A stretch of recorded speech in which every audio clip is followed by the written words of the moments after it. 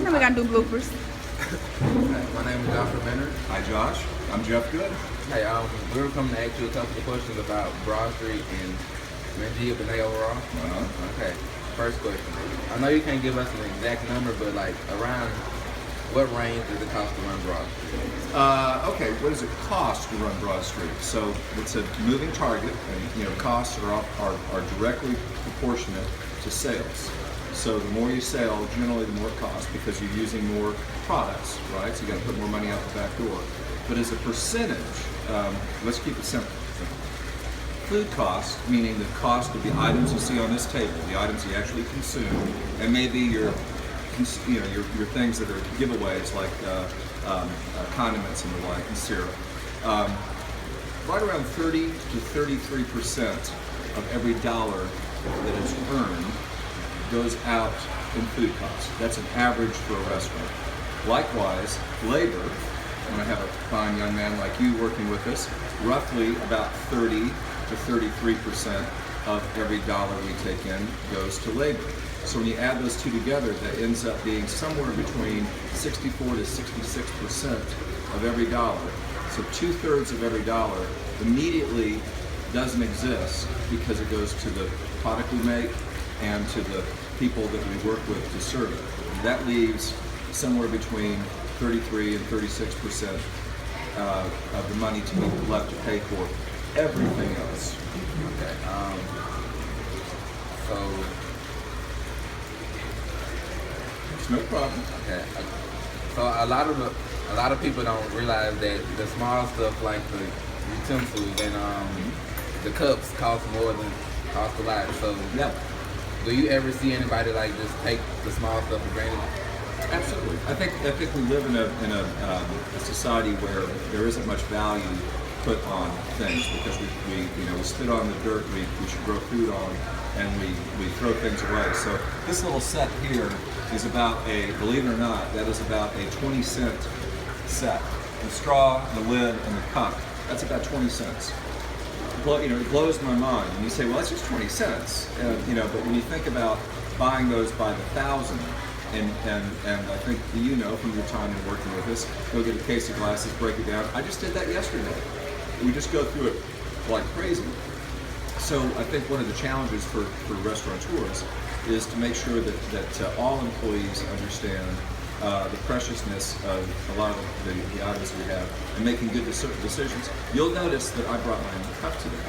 So I'm having a cup of coffee, but I brought this from home, and I'll do that in the morning as opposed to getting a to-go coffee cup here, which will end up costing 20 cents. If I do have to get a cup here, and oftentimes what restaurants will do to help save money, instead of having an employee use a cup like that for an employee drink, we'll have a plain glass with no logo, no extra cost. So that kind of helps hold it down.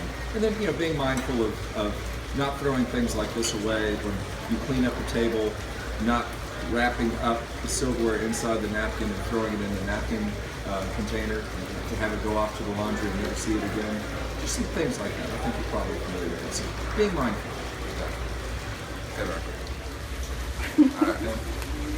Okay. We're back. We're back with Behind the Scenes, starring Jeff Good. Okay. So we talked about the customers. So now let's talk about the employees. Yes. Have you noticed anything that the employees have taken for granted? I think you asked me what employees take for granted. And we're in the customer service business, Josh. So our job is to give people what I refer to as radical hospitality. How much hospitality can we provide? How much kindness and efficiency, etc. So a lot of you work with us, and you've seen a lot of different people come through our doors as employees. And some of the folks that we hire are very functional. They've either, they come from a background where they have a good idea of what a good-looking dining experience looks like. Other folks, the best experience they may have, they're young, they don't have much money. Their experience for service may be fast food, but going to a fast food location may be the only restaurant experience that they personally have. Or when they go to the mall, and if they go shopping, when they go into a store, the way they're treated by the store clerk is the standard that they understand for customer service. And so if I'm a young teenager and a store clerk looks at me and is wondering, A, he doesn't have any money, I'm not going to give him any attention. B, I'm wondering if he's going to steal something from me, so I'm going to watch him. Or C, he's just a kid, and so I'm going to treat him as a kid. If that is the experience that someone's had, then they come to us and they want to work in the customer service arena. They're bringing that to the table. So one of the things that we have to do is help break down those experiences and those prejudices about what service is, and help a new young person to understand what good service looks like. So it's not easy enough to be in business and to say to an employee, give good service, because you don't know what that understanding is for that individual. So it's really a matter of the employer to spend enough time getting to know the employee to be able to understand and then take them from where they are to where they need to be. Just like sports. If you have a talented athlete or you have somebody you need to develop, everyone has to be worked on their own level to get them to the next level. Okay. Two more questions. Okay, so running restaurants is a hard job. I'm sure we all can agree on that. They say the only thing harder is being a rodeo clown. Think about that. Do you have any regrets? I've been at this for almost 23 years now. And my partner and I, we hatched this idea in Mrs. Batt's class at Murrah in the portable. Shout out. Yeah, down by the field. And the only regret I would have is that I hit it way too. I was there from 8 in the morning until 1, 2 in the morning every single day. We were open 6 days a week. On the 7th day, which is Monday, we were closed, I would come in and work 9 to about 4. I did that for 5 years solid. I was married, I never was home, I was constantly at work. It was a huge, as you can imagine, stress on our relationship.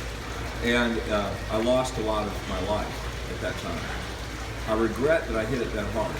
On the flip side, had we not hit it that hard, we may not be sitting here talking to you now, because that work we did to create our base culture, to learn how to do a restaurant in our vision, to stub our toes over and over again, learn the mistake, and then make it better, to build a structure.